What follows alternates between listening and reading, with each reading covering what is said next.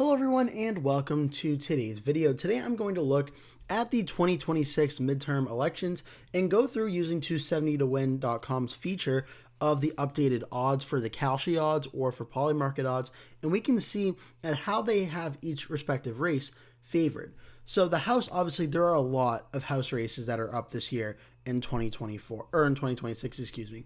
211 Democrats, 206 Republicans, with still roughly about 18 left to go in terms of being toss-ups according to the 270 to win consensus map. So going through it would certainly take a very long time, but we can actually look at the odds on 270 to win and give an idea of how things are currently looking. So in the recent Kalshi odds, they actually have the House going for the Democrats roughly 236 seats, Republicans at 198. I want to give the most updated numbers here, with two that are listed in toss-up. North Carolina 1 with Don Davis, and Maine 2 with Jared Golden. Now, when you look at these ones, you can actually go and look at the most, the odds for it. It's 54% in favor of the Republican, and for, I believe it was North Carolina 1 for Don Davis, it was also 54% in favor of the Republican on that. So if you just wanted to add to the respective columns here, this would put the House at 235 for the Democrats to 200 for the Republicans. Now, this is very significant when you look at the current House map right now, where after the 2024 elections, Democrats had 215 seats, Republicans had 220. So the Republicans hold a majority in the U.S. House of roughly right around 3 seats. You need 218 to have a majority. And it's very significant when you look at these results at some of these very close races across all of the United States. Looking at a few places, obviously Alabama, Alaska at large. Alaska's going to be competitive, but Arizona, a few very important toss-up seats in the 1st and 6th district, with 2 Republicans that are vulnerable this time around going to the Democrats. Arkansas doesn't have any. California has a handful of toss-up seats that are now flipping to the Democrats in the redrawn congressional map. You can look at the 13th seat, the 22nd seat, both going blue. You can look down here, California 48, Darrell Iss's red seat now going blue. Colorado has a lot of talk because there are a bunch of potentially competitive seats in this one.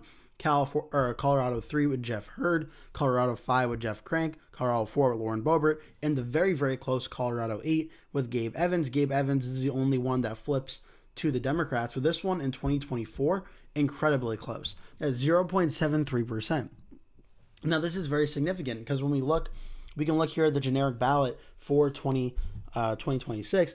Democrats are currently leading only by around 4 points, 45.2 to 41.1 in the Decision Desk HQ polling website, including a few recent polls, one from Morning Consult released just yesterday, showing Democrats only leading nationwide by about 3. Now, when you look at the numbers here, Democrats are at 45 in this poll, Republicans are at 42. And it's important to note that we are in April of 2026. The election's not until November, so a very long ways to go. But at this current point in the time, it's only a 3-point race between the Democrats and Republicans. That seems to suggest that a lot of voters who are planning to vote in the midterms, or who may vote in the midterms, have not necessarily made up their mind how they're going to vote yet. Despite the fact that Donald Trump's approval ratings, overall, he's had a very tough week. He got down to right around 39.5 a few days ago. He's now back up to 41.6, so certainly Trump is still underwater by about 14 points. It's not a strong position for an incumbent president and party to be in for the midterms. Trump's numbers are starting to go slowly back up, but you would think based on these numbers, Democrats should probably be winning by a pretty large landslide, but ultimately they're really not. So very significant finding in Colorado. Colorado 8 is flipping there. Connecticut all remains blue. Delaware at large remains blue. Florida, some close races. You see Florida 14, though, remaining in the Democratic side. Florida 9 remains blue. You see Corey Mills' seat barely stay red. Anna Paulina Luna's seat barely staying red. Lois Frankel and Jared Moskowitz holding on to their close seats. Maria Salazar nearly holding on in Florida. As for Georgia, the states remain how they are. Hawaii, they remain as they are. Idaho, they remain as they are. Illinois also remain as they are as well. Indiana 1 was trying to be made competitive by the Republicans. After the redistricting effort fails, the rankings have it going as likely Democratic. Iowa is a huge state to talk about for the House races in 2026. There are 3 competitive seats up in the state. Iowa 2nd with Ashley Hinson, now retiring. Iowa 1 with Marinette Miller Meeks. and Iowa 3 with Republican Zach Nunn. And 2 out of the 4 actually flipped to the Democrats, according to the latest Kalshi odd rankings. 3 going to Democrats and 1 as well. As for the electoral implications on these are pretty big, as Iowa 1 only voted in 2024 Republican by 0.19%. I think it was like 1,000 votes separating Marinette Miller-Meeks and Christina Bohannon, the Democrat, who I do believe is running again.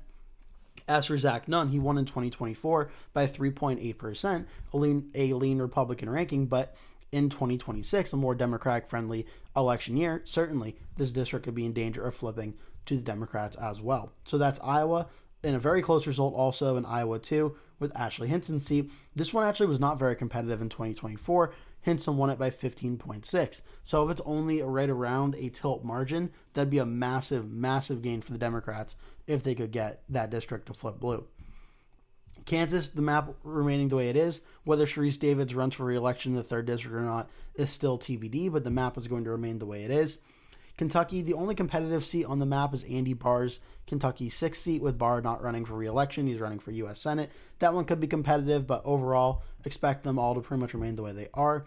Louisiana, nothing really too different there. Maine's a very important one, a very close one. Jared Golden, the Democratic moderate incumbent, is not running for re-election. Former Republican Governor Paul LePage is running. The early polling in this race has shown a super, super tight race.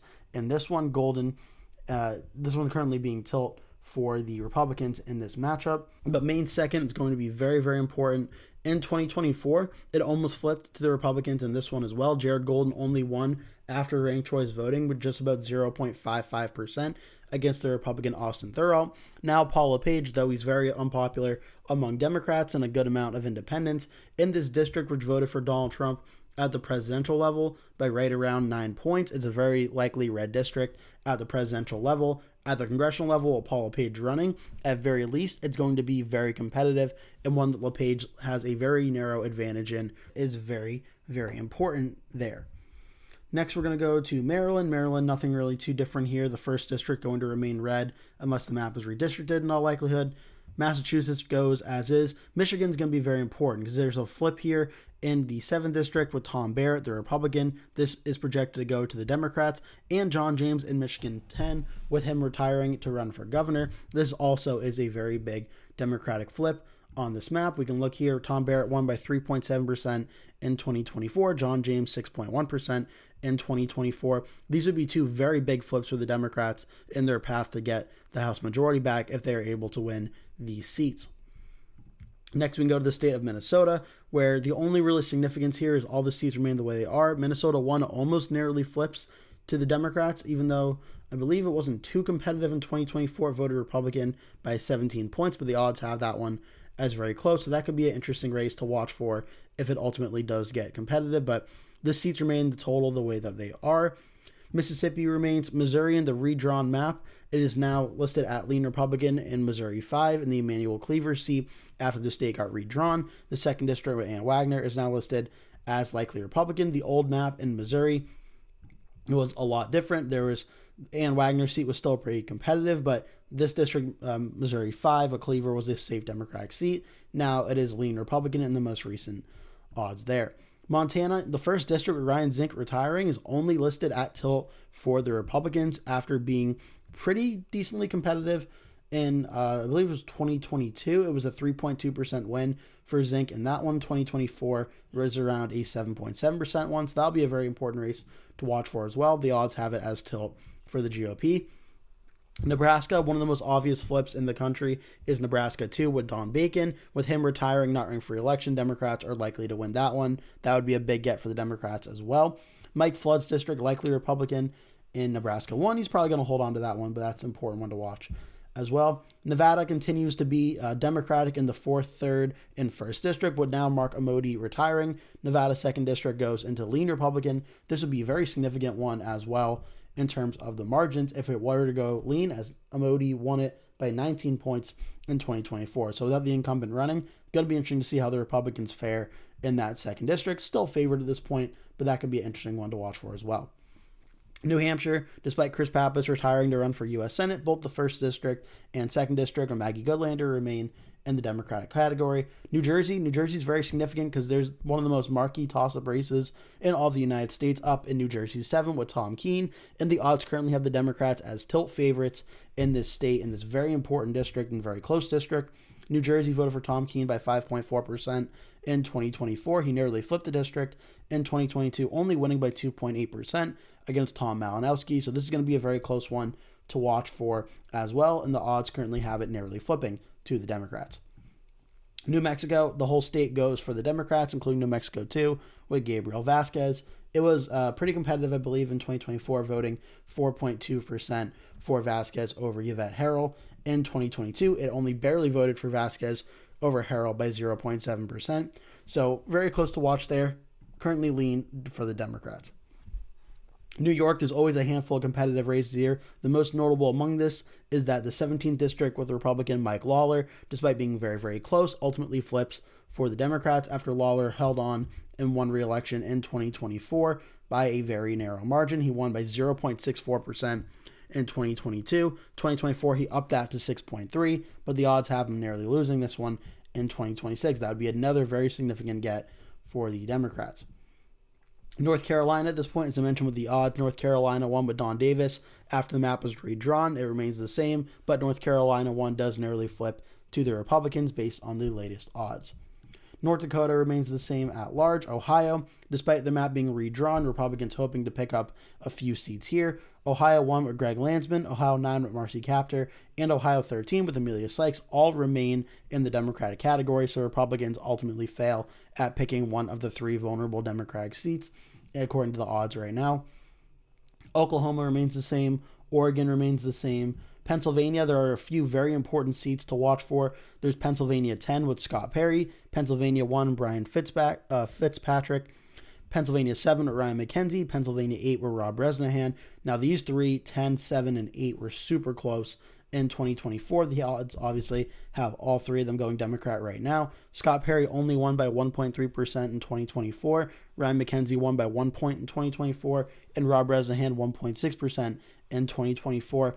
Obviously, with Josh Shapiro running for governor and running for re-election at the top of the ticket, if Democratic turnout is very high in 2026, if these districts are going blue, that may be an indicator early on in the night Democrats doing very well and likely are on their way to flip back the House without probably too much of an issue. Now, the 1st district with Brian Fitzpatrick, if this one is only tilt Republican after voted for Fitzpatrick by 12.8% in 2024 and voted for him by 9.7% in 2022, that would be a very big sign as well and how the election's going for the Democrats and for the Republicans in their respective chances at winning the House.